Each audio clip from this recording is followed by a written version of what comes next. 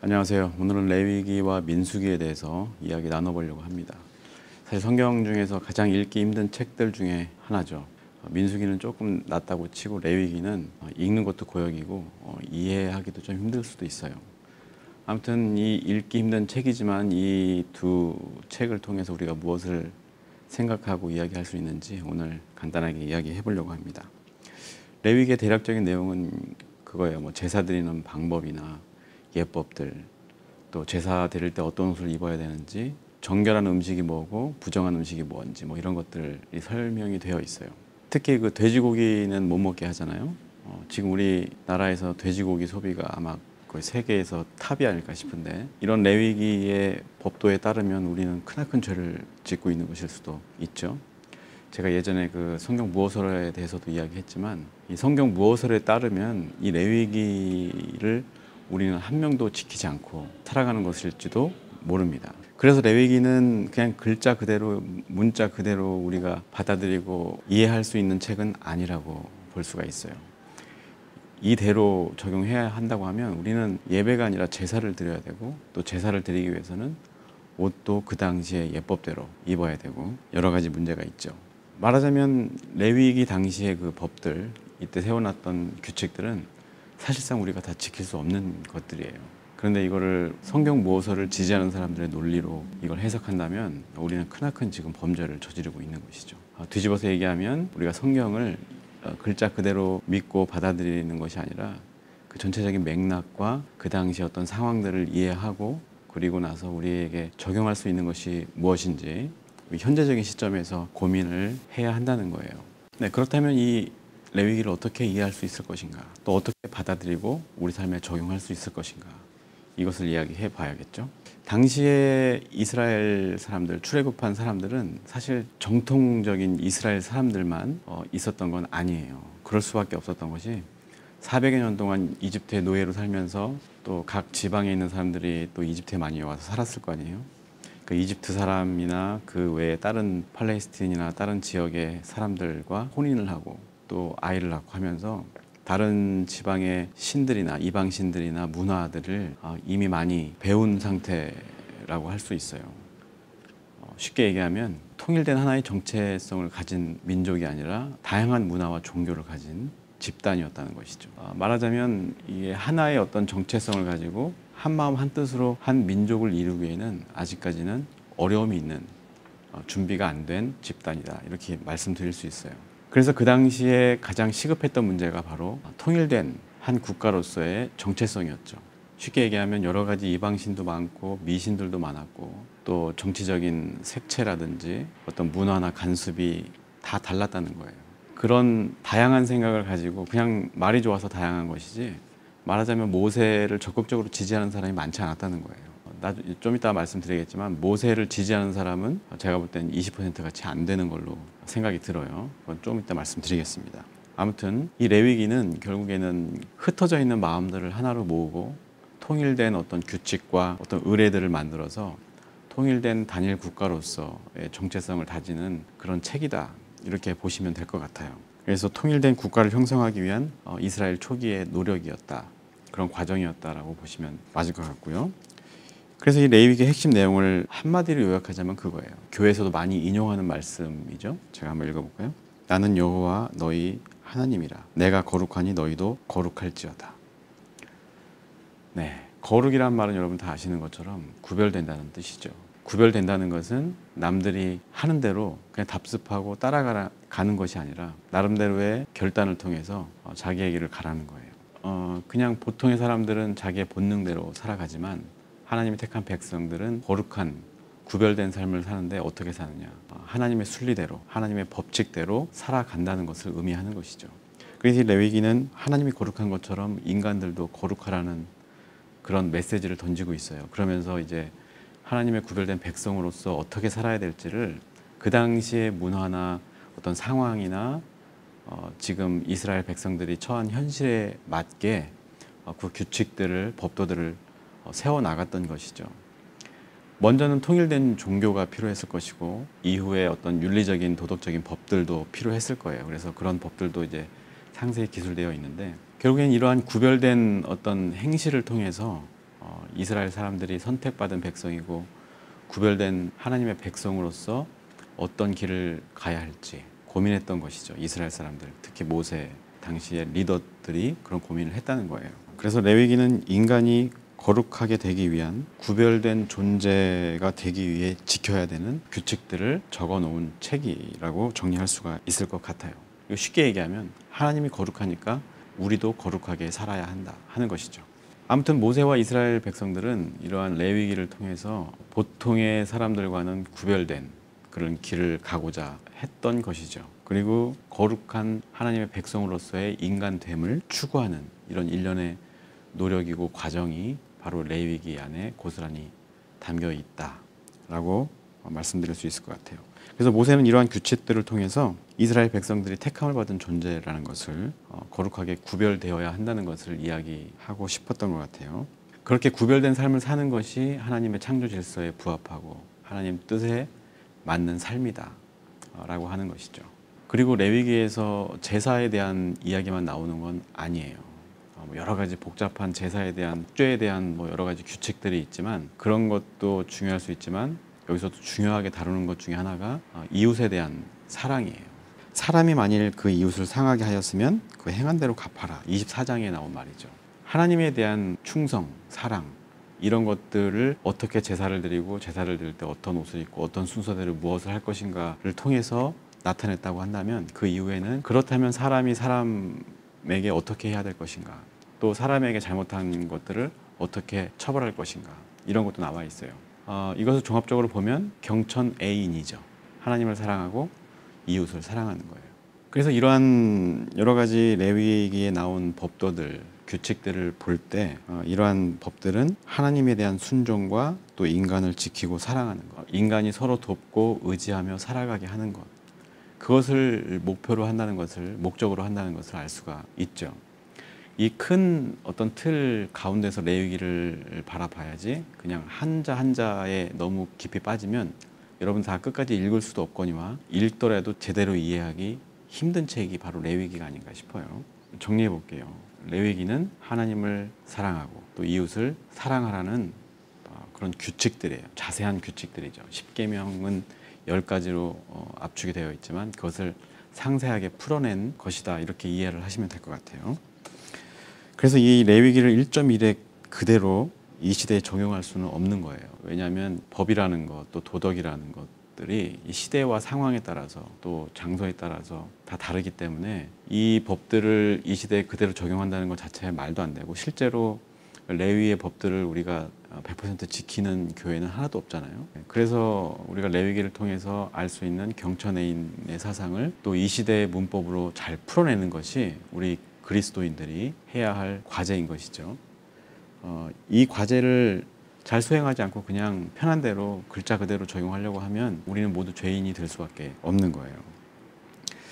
굳이 이제 이 시대에 적용을 해보자면 다시 레위기를 쓴다면 이런 게 되겠죠. 여성이나 장애인을 비하하는 사람의 입은 바늘로 꼬맨다. 그건 우리가 같이 고민해 봐야 될 문제예요. 그리고 이제 지금 코로나 시국에서 이 교회가 어떻게 해야 될지 지금 어떤 교회 때문에 시끄럽잖아요. 이렇게 정부가 하지 말라는데도 방역에 협조하지 않고 열심히 교회에 모여서 예배드리겠다는 사람도 있고 또 어떤 단체는 신천지처럼 자기네들의 동선을 가리고 휴대폰을 꺼놓고 하는 것 때문에 사회적인 문제가 되고 있는데 이 시대에 모세가 다시 나타나서 이 레위기를 다시 쓴다고 하면 그런 이야기들도 넣을 것 같아요. 만약에 전염병이 돌거든 정부의 방역 지침에 잘 따라라 이런 얘기도 들어갈 수 있겠죠. 아무튼 그래요. 성경 전체의 맥락도 그렇지만 이 레위기의 맥락도 똑같은 거예요. 하나님을 사랑하고 하나님에 대한 절대적인 순종을 이야기하면서 또 한편으로 하나님을 사랑하는 사람들은 이웃을 사랑해야 된다. 이웃에 대한 어떤 책임과 의무를 다해야 한다는 것을 레위기는 이야기하고 있어요.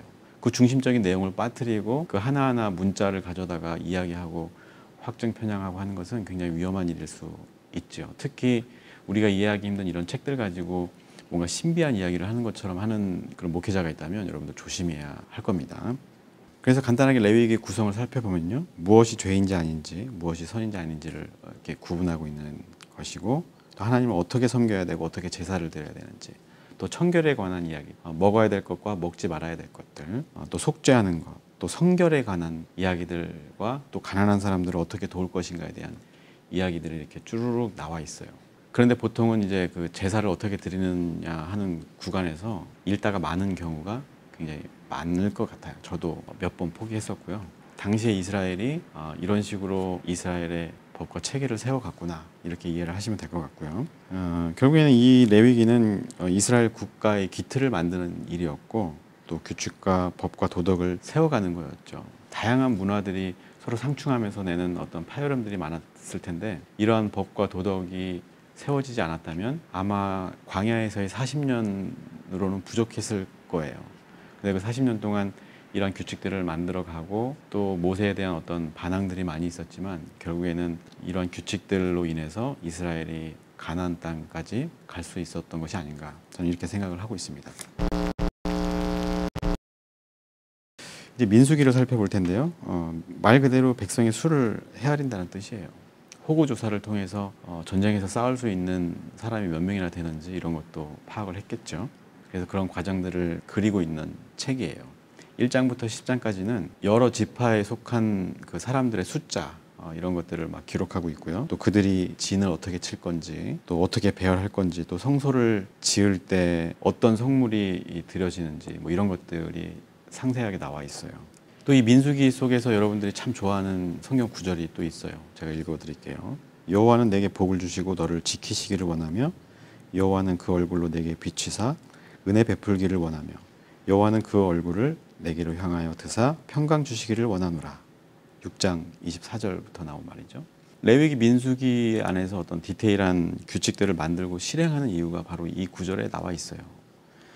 인간을 속박하거나 자유를 박탈하는 게 아니죠. 이런 법들이.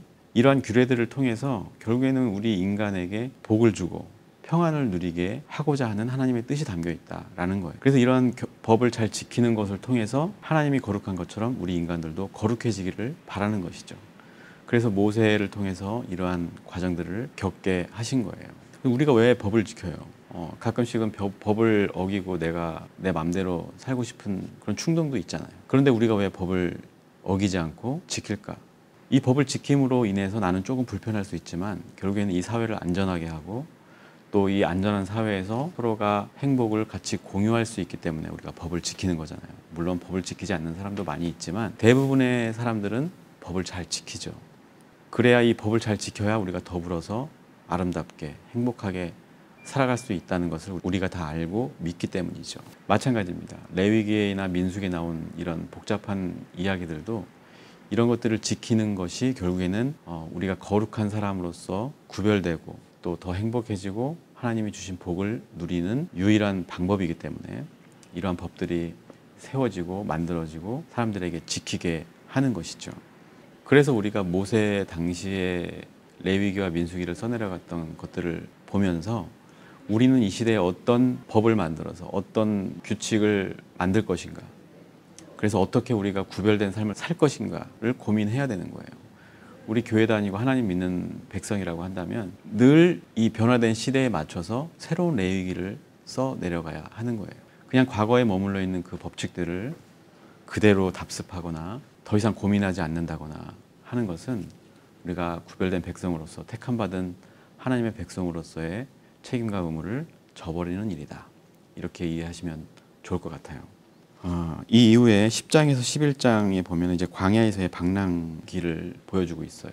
근데 아주 짧은 거리였고 금방 들어갈 수 있는 거리였지만 40년간 방황할 수밖에 없었던 결정적인 이유가 뭘까?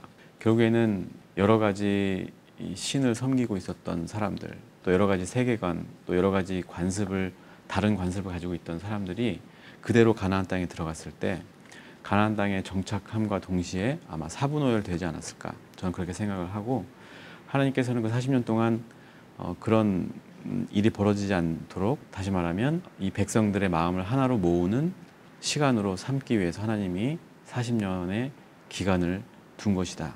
저는 이렇게 이해를 하고 있어요. 그래서 그 시간 동안 법과 질서를 다시 만들어가고 또 지켜야 될 것들, 이 사람들이 어떤 존재인지에 대한 교육, 이런 것들이 이루어졌겠죠. 이 과정 없이 가나안 땅에 갔을 때 생겨날 문제들을 미연에 방지할 수 있었다. 이 40년 기간 때문에 저는 그렇게 보고 있어요. 실제로 민수기를 보면 백성들이 되게 불만을 많이 가진 것들을 많이 이야기하고 있어요. 모세에 대한 불만, 모세의 지도력에 대한 의심들, 이런 것들이 끊임없이 나타나죠. 그리고 모세는 또 거기에 대해서 항변하고 설명하고 설득해서 또 다시 한번 앞으로 나아가고, 이런 것들이 계속 반복되는 것들을 볼 수가 있죠. 또 어떤 백성들은 이제 노예로 살던 때가 더 좋았다는 이야기도 하면서 이 모세의 지도력에 대해서 계속 반기를 들고 이야기를 합니다. 이런 정황을 미뤄 봤을 때 그냥 가나안 땅에 들어가는 건 제가 하나님이었어도 허락을 안 했을 것 같아요. 제가 하나님이란 소리는 아닙니다. 12장에 보면 모세의 형 아론하고 누이 미리암이 막 이야기를 하죠. 또 어떤 사람들 막 이야기하는데 말하자면 독재를 해야 된다, 강력한 리더십을 발휘해서 나아가야 된다는 사람도 있어. 어떤 레위인들은 민주적인 방법을 우리가 채택해야 된다. 성경에는 자세하게 막 이걸 디테일하게 막 다 설명하고 있지는 않지만 이미 그 광야에서 다양한 의견들이, 다양한 생각들이 존재하고 있었음을 알 수가 있어요. 그런데 무엇보다 중요했던 거는 이 당시에 통일된 믿음이었어요. 통일된 신앙, 통일된 정치적인 색깔. 그러지 않고서는 하나의 민족을 이루고 왕국을 건설할 수가 없었던 것이죠. 뚜렷하게 어떤 소명을 갖지 않고 자신의 욕심대로 기업을 운영하고 욕심대로 교회를 운영하고 욕심대로 가정을 이끌어 가게 되면 결국엔 그런 공동체는 파괴될 수밖에 없다는 것을 우리가 역사를 통해서도 볼 수가 있죠. 이제 정탐꾼 사건 아시죠, 여러분? 12명의 정탐꾼을 이제 가나안 땅에 보냈는데 돌아와서 2명만 긍정적인 이야기를 하고 나머지 10명은 부정적인 이야기를 했죠. 이 사건이 단적으로 모세의 입지가 얼마나 좁았는지, 또 이스라엘 안에 얼마나 다양하고 많은 생각들이 존재했었는지 단적으로 보여주는 사건이 아닌가 싶어요. 말하자면 12명 중에 2명이니까 10%, 15% 정도밖에 되지 않는 사람들이 모세를 지지하고 있었던 거예요. 대부분의 사람들은 모세의 지도력에 문제 제기를 하고 반항을 했었죠. 근데 달리 어떤 방도를 찾기 어려웠기 때문에 이제 모세를 따라갔던 것이죠. 그냥 울며 겨자 먹기로.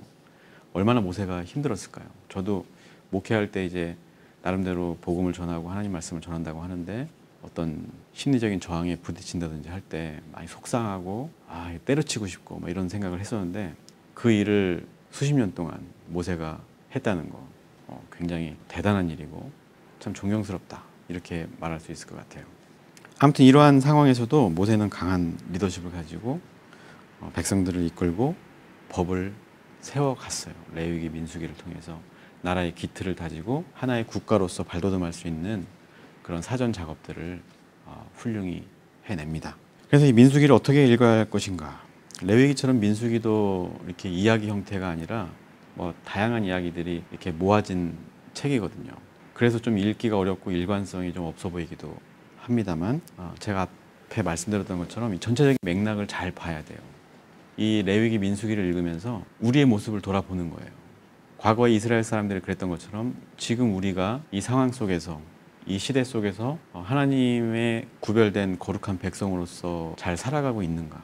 잘 살아가고 있지 않다면 그럼 어떻게 다시 우리 안에서 새로운 거룩한 규칙들을 세워갈 것인가? 그리고 어떻게 적용하고 실천할 것인가를 고민해 보는 것이죠. 이런 고민을 하지 않고 그냥 거기에 나온 달콤한 말들 몇 개 가지고 나의 복을 바란다든지 좋은 말만 하려고 한다든지 하는 것은 문제가 있는 것이죠. 민수기는 대체로 숫자에 관련된 이야기들이 많아요. 법이나 통계, 숫자 이런 이야기들이 많아서 골치도 아플 수도 있는데 큰 맥락을 보면 이 레위기 민수기가 어떻게 쓰여졌는지 보면 이 시대에 우리가 어떻게 그리스도인으로서 하나님의 백성으로서 살아갈 것인가를 고민할 수 있다는 것을 여러분들이 이해했으면 좋겠습니다. 여러분들 잘 아시지만 국가의 3요소가 영토, 국민, 주권이잖아요. 이스라엘은 영토가 없었어요. 그리고 주권이라는 게 없었죠. 그래서 레위기 민수기는 이 주권을 갖기 위한 하나의 국가로서의 통일된 어떤 정체성을 갖기 위한 기나긴 여정이었다고 보시면 되고, 이제 가나안 땅에 들어가는 것은 이 영토를 얻기 위한 과정이었다. 그래서 그 중간에 이제 민수기가 있는 거예요. 그래서 이런 가운데 우리가 해야 될 일이 무엇인가? 모세가 완벽한 사람은 아니었을 거예요. 가끔 보면 흥분도 잘하는 것처럼 보일 때도 있고 좀 마음에 안 들 수도 있어요. 그런데 사람들이 지금 국가를 형성하기 위해서 필요한 영토와 주권이 없는데 사람들만 있는데 마음을 하나로 모으지 못하고 모세를 원망하고 과거로 회귀하려고 하는 이런 행태들을 보이잖아요. 그래서 그런 사람들은 이제 광야에서 다 죽음을 맞죠. 이걸 이 시대에 적용해 보면 그래요. 지금 코로나로 어려운 시대예요. 그런데 우리는 대통령을 원망하고 이 정부를 원망하고 정치인들을 원망하면서 교회가 하나님의 백성이 해야 될 의무를 저버리고 있어요. 물론 대부분의 교회는 이 방역 수칙도 잘 따르고 정부에 협조적이지만 일부 개신교 사람들이나 이단이나 또 이상한 선교단체들은 여전히 광야에 있었던 당시의 이스라엘 백성들처럼 엉뚱한 생각을 하고 엉뚱한 선택을 하고 세워진 법률들을 무시하는 이런 행태들을 보이고 있죠. 그 사람들의 결과가 어떨까 생각해보면 참 참담하다 이야기할 수 있을 것 같아요. 그래서 제가 볼 때 그래요. 지금의 어떤 몇몇 일부 교회들의 상황을 보면 모세 당시에 그 광야에서 방황하는 백성들의 모습과 오버랩이 돼요. 물론 지금 뭐 그 사람들이 방역에 협조하지 않는 사람들이 다 죽거나 하진 않겠지만 결국에는 그러한 모습들을 통해서 많은 사람들이 마음의 상처를 입고 또 많은 사람들이 이 코로나의 위협으로부터 안전하지 않게 되는 결과를 낳고 있어서 참 안타까운 생각이 들어요. 우리가 이 레위기 민수기를 통해서 지금 우리의 모습을 돌아보면 우리가 얼마나 지금 잘못된 길로 가고 있는가 이것을 우리가 알 수가 있죠. 여러분 교회에 빠져도 지옥에 가는 일은 없습니다. 교회에 빠지고 덜 움직이는 것이 오히려 이웃을 사랑하는 일이에요. 네, 아무튼 오늘 좀 길어진 것 같아요. 짧게 하려고 그랬는데. 그래요. 레위기 민수기는 재미없는 책이에요. 그런데 전체적인 맥락을 보면 그리고 그 시대의 상황을 보고 모세의 입장을 이렇게 살펴보면 이 재미없는 이야기도 우리에게 큰 교훈이 되는 이야기가 될 수 있는 것이죠. 우리가 하나님의 구별된 백성으로서 어떻게 살아야 될지 또 어떤 마음가짐을 가져야 할지 또 우리가 어떤 것을 지키면서 살아야 할지 고민할 수 있는 좋은 참고서가 될 것입니다. 네, 항상 하는 얘기지만 우리가 보고 싶은 것만 보고 듣고 싶은 것만 들으면 안 됩니다. 성경을 통해서 하나님이 나에게 무엇을 어떻게 말씀하시는가 마음을 열고 읽다 보면 여러분들이 그리스도인으로서 우리가 어떻게 살아야 될지 그 뚜렷한 소명을 받게 될 거예요. 이 소명이 우리를 참되게 복되게 살아가게 한다는 사실을 여러분들 꼭 기억하시고 이 소명대로 하나님을 사랑하고 이웃을 사랑하는 저와 여러분들이 되기를 주님의 이름으로 축복합니다. 오늘 여기서 마칠게요. 감사합니다.